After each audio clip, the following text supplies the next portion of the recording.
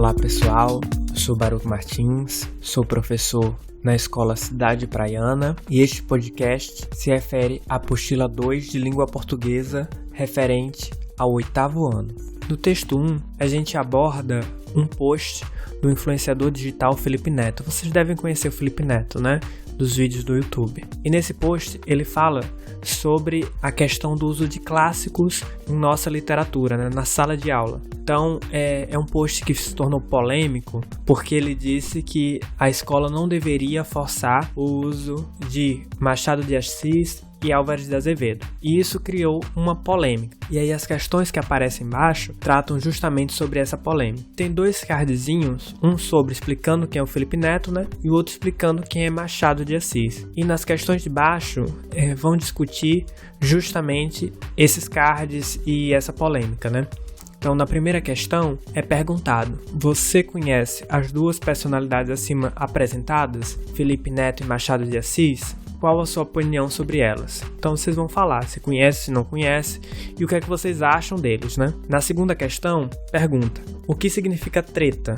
Você já usou essa palavra? Nessa segunda questão você vai responder o que é que você entende, né, quando você ouve essa palavra treta. Em diversas ocasiões do nosso dia a dia, sobretudo os mais jovens, né? A gente usa essa palavra muito e ela tem um significado muito especial, né? Que tem a ver justamente com a questão da polêmica que está lá no post. Então vocês podem explicar aqui nessa segunda questão o que é que significa essa palavra treta. Na questão 3 é perguntado: para você, o que é romantismo e realismo?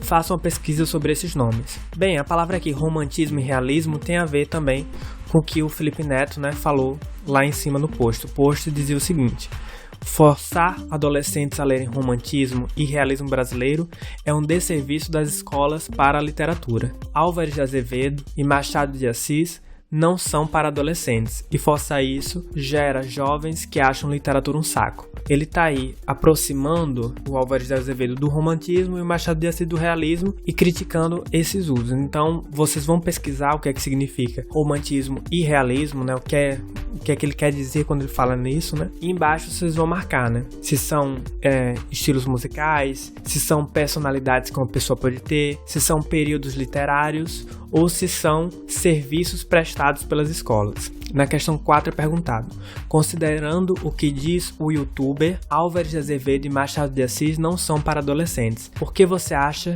que o artista faz dessa declaração? Nessa questão vocês vão responder sobre por que Álvares de Azevedo e Machado de Assis não seriam para adolescentes. O que é que você acha da argumentação do Felipe Neto sobre isso, sobre não ser para adolescente? Que ele fala algumas coisas, né, dizendo: Machado de Assis e Álvares de Azevedo não são para adolescentes porque são autores difíceis, enfim. Então, o que é que você acha dessa declaração do Felipe Neto? Você concorda, discorda dela? E aí você vai explicar um pouquinho nessa questão. Na questão 5 fala assim: considere agora a reduzidíssima biografia do escritor Machado de Assis apresentada acima, ou seja, naquele quadrinho, e participe da treta literária. Você concorda com a fala de Felipe Neto? E aí, se você concorda, você vai dizer as razões porque você concorda. Se você discorda, você vai dizer as razões pelas quais você discorda. Logo abaixo a gente vai ter um meme, né, da dona Clotilde, do Chaves, que esse meme é só para vocês conhecerem um pouco mais da obra, né? Alguns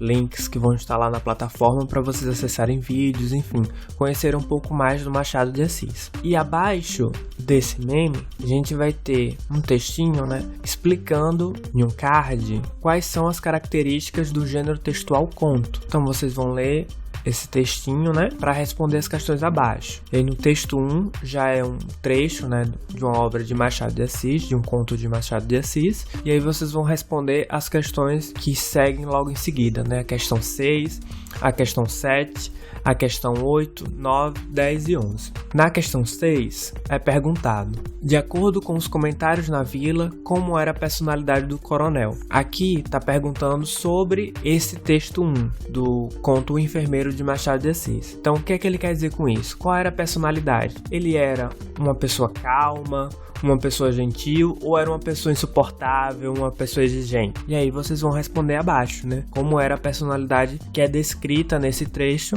do coronel. Na questão 7, é perguntado o seguinte: a conversa entre os dois personagens, no segundo parágrafo, ou seja, no parágrafo que começa com achei-o na varanda da casa, confirma a descrição do coronel? Então vocês vão ler esse segundo parágrafo para saber se confirmam ou se não confirma aquela descrição que é feita do coronel no primeiro parágrafo, né? Se ele era uma pessoa calma ou se era uma pessoa insuportável. Se ele for uma pessoa calma, vocês vão ver se isso se confirma nesse segundo parágrafo, né? Agora, se ele for uma pessoa exigente, uma pessoa insuportável, vocês vão ver se isso se confirma no segundo parágrafo. Na questão 8 é perguntado: chamamos de narrador aquele que conta a história. No conto O Enfermeiro, quem é o narrador? Como você chegou na sua resposta? Nessa questão é para vocês analisarem quem é o narrador, né? Quem é aquele que fala, aquele que está contando a história. Então vocês vão ver a questão dos tempos verbais,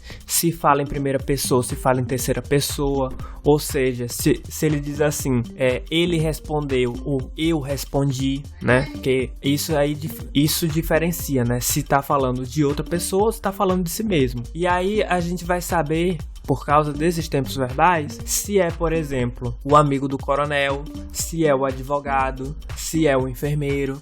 Lembra que o nome do conto é O Enfermeiro. Então vocês vão olhar aí como é que esse narrador, né, se identifica, se ele fala em primeira pessoa como eu, ou se ele fala em terceira pessoa como ele, e a partir daí vocês vão conseguir identificar, né, pelo que ele vai colocando no texto, qual é esse narrador, né, quem ele é. Na questão 9 é perguntado: analisando o emprego dos verbos no trecho lido, pode-se dizer que o narrador fala sobre A. fatos que aconteciam no momento da fala, B. ideias que eram planejadas pelo narrador, C. casos que ocorreram no passado próximo, D. ideias desconexas entre passado e presente, né, presente e passado. E aí vocês vão marcar a questão que estiver correta. Percebam uma coisa, o que ele está querendo saber aqui é do tempo da história. A história se passa no momento que ele está dizendo, como se fosse, sei lá, uma conversa que está acontecendo ao mesmo tempo, ou ele está relatando algo que aconteceu no passado, ou ele está tendo algum tipo de confusão mental